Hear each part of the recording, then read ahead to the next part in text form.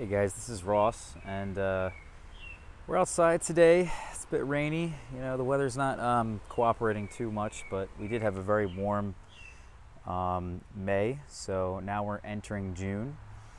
And so far, June is not looking too good, but I wanted to show you guys this little area here and what I have planned for it.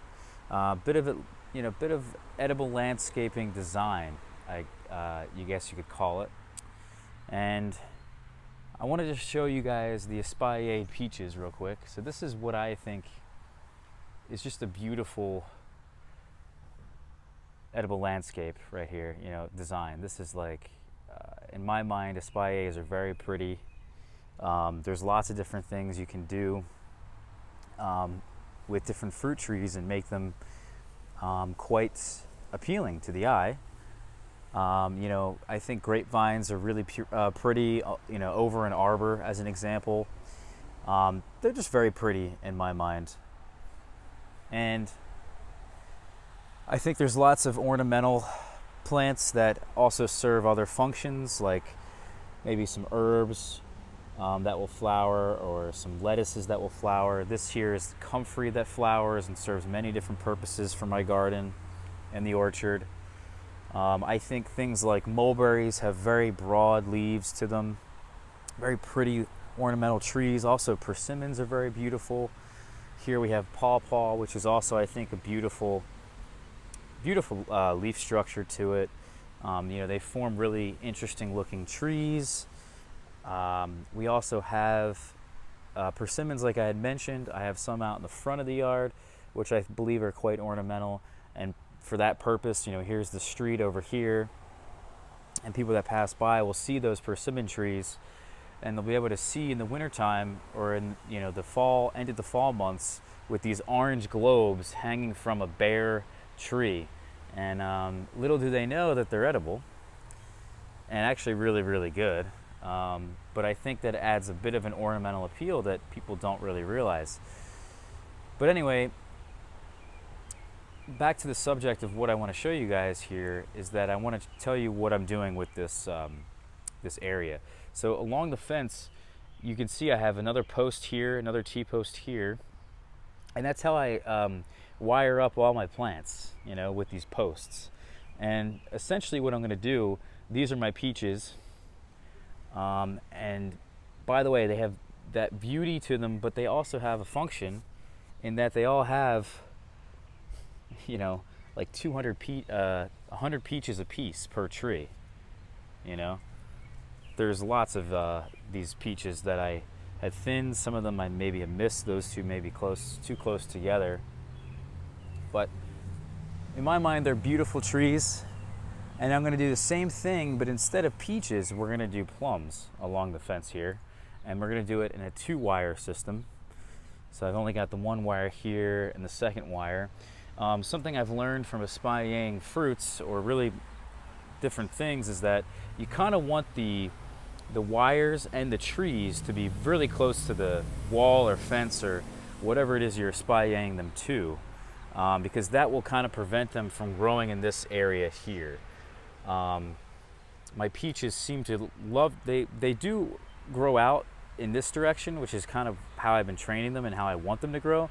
But some of the branches actually go out towards the fence here, and that's not really good for air circulation, which could lead to disease and not really making the peaches look very beautiful anymore. So we decided to put 2 plums in the ground. This is a Santa Rosa. It's a Japanese plum. Flowers early, as Japanese plums do. But Santa Rosa, I got this for like $10, I think. It was like super cheap from Stark Brothers. I think they still have a few, probably really, really cheap trees this time of year. This is on a standard. I really like to grow the espaliers on a standard rootstock. And then this is a Valor plum, which is a really high quality dessert plum. I had transplanted this out of a container. Turned out the container had root knot nematodes in it, and that's why the spring satin tree that I had showed you guys in one of the garden tours, that's why it died. And this tree also is affected by root knot nematodes.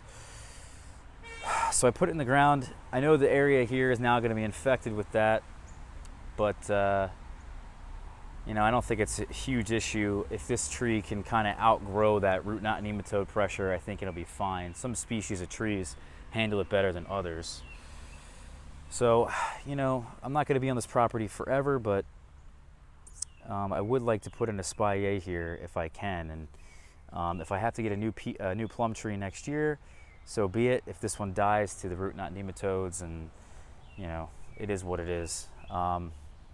Here we have a kiwi vine that I'm going to train, similar to how I have trained the grapevines here.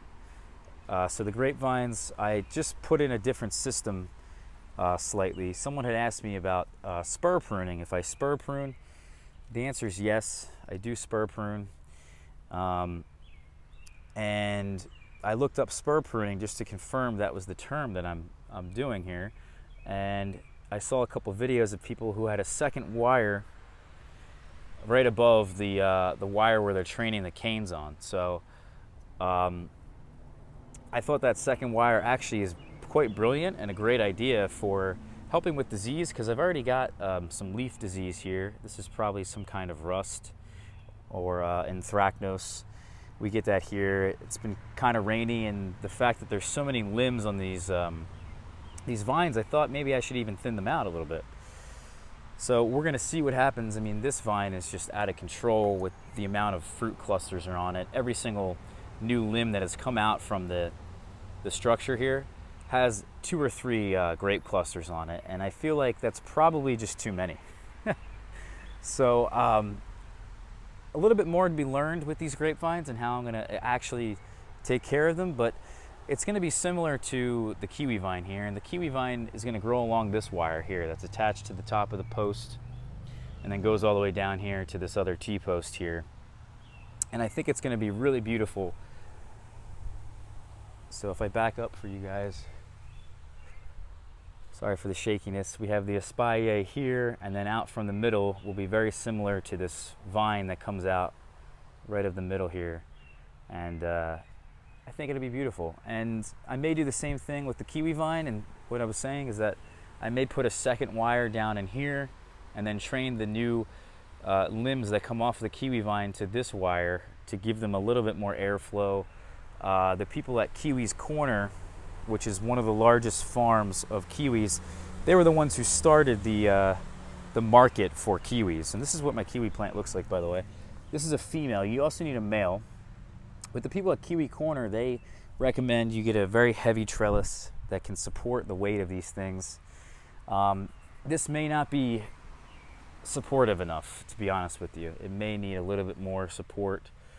They also recommend, you know, a system that has like 5 wires. So this is only 1 wire. We would need another second wire here, another one over here, and the same thing over here and here to kind of help those new limbs that come out kind of cascade out rather than just straight down, which could definitely cause a problem with, you know, them touching the ground, but also the fact that the fruit quality is just not there. You know, the people at Kiwi's Corner really try to get the fruit quality super high by getting as much bricks in their fruit, and really has to do with their training system, if anyone's seen their documentary. And then what I've done over here, I just planted a gooseberry over here in one of the hugel beds. I need to add more wood chips to that bed. And then on this side, behind this black cherry tree that I so despise, is the male kiwi vine, and that will be trained up this pole, which is hidden out of sight. So it's kind of ugly, but then this kiwi vine will then attach itself to the tree, and then every year I'll kind of prune it back after it flowers so that it doesn't take over this ginormous shade tree. It will. They're very invasive, and I think, you know, when I get out of this property and move somewhere else, I probably will have to take that kiwi vine down before I get out of here, because it's that invasive. Some people even disagree with just planting them anywhere. You know, people just have very strong views on planting invasive species. So I'm planting an invasive species and making it ornamental, and I think it's going to look beautiful, guys. And I just wanted to leave you guys with that little video and show you guys exactly how everything is going to look. And I guess the last question would be what to do with some of these bushes here, because they are spaced a little too close together. I could put, here's a goumi plant which gets pretty big and may actually just walk into, kind of interrupt itself with the kiwi vine. So things are very packed in here. We're gonna need to see how this plays out in terms of just how close everything is together. I may have to move some comfrey plants out of there and put them somewhere else. I mean, this is a trial and error process, and the more important thing here is that when it's all said and done, it's going to look beautiful and it's going to give me lots of fruit and tasty fruit. So anyway, guys, that was the video, and if you liked it, give me a thumbs up, and I'll see you guys later. All right, take care.